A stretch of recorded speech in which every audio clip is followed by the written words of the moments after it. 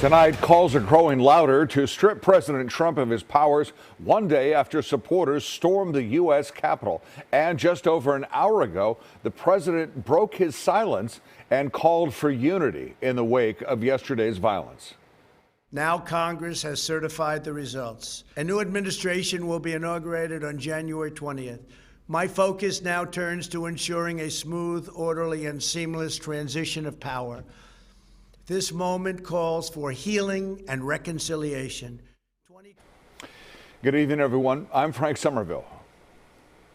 And I'm Julie Hayner. Tonight, President Trump spoke out in a 2-minute video, and for the first time, he conceded the election and condemned the violent takeover of the U.S. Capitol building as those electoral votes were being certified.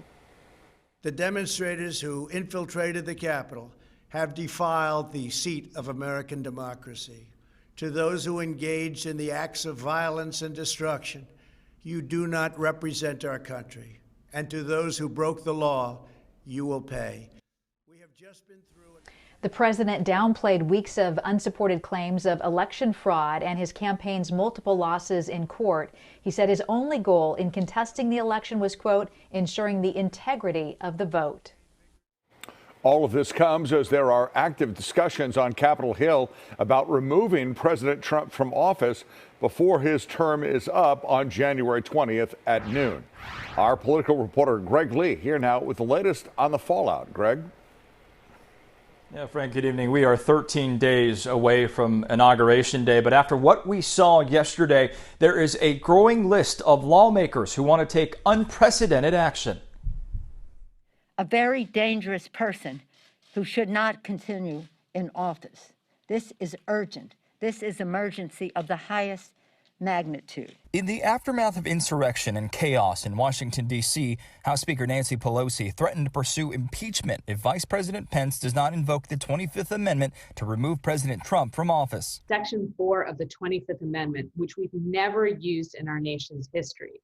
That's the section that allows us to involuntarily remove a president from office. Joseph R. Biden Jr. of the state of Delaware has received 306 votes. The growing outrage over the president's response to a mob of his supporters storming the Capitol comes just hours after Congress confirmed Joe Biden and Kamala Harris's victory. He unleashed an all-out assault on our institutions of our democracy from the outset. And yesterday was but the culmination of that unrelenting attack. Early Thursday, Trump said there will be an orderly transition on January 20th. Later, the White House press secretary read a short statement echoing him, but did not take questions. Those who are working in this building are working to ensure an orderly transition of power. Now it is time for America to unite, to come together, to reject the violence that we have seen. It comes as little consolation to Congressman Adam Kinzinger, the first Republican lawmaker to call for Trump's removal. It's time to invoke the 25th Amendment and to end this nightmare. The president is unfit and the president is unwell. He joins a flurry of Democrats who want the president out. The easier one is the 25th Amendment because that only takes half the cabinet and the vice president.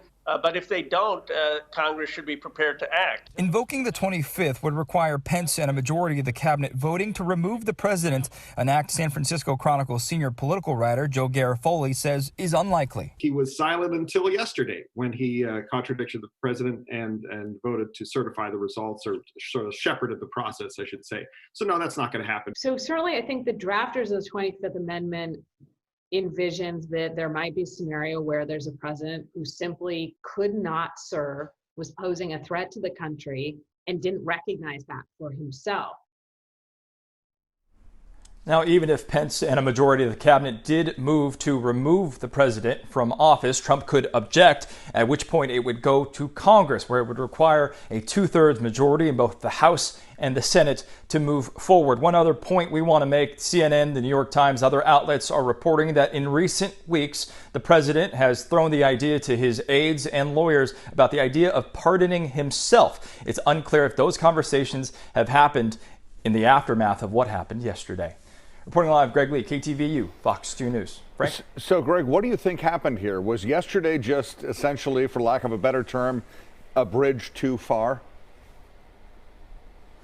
Frank, in regards to some of the lawmakers that have come forward and said this cannot occur, the lawmakers that we have spoken to, mostly on the Democratic side, and Adam Kinzinger that you heard there in the story, they have said we are concerned about the next 13 days and what that will look like and if more harm can be done. Certainly, we hope that is not the case, but that is what they are fearful of. All right. Live for us tonight. Thank you.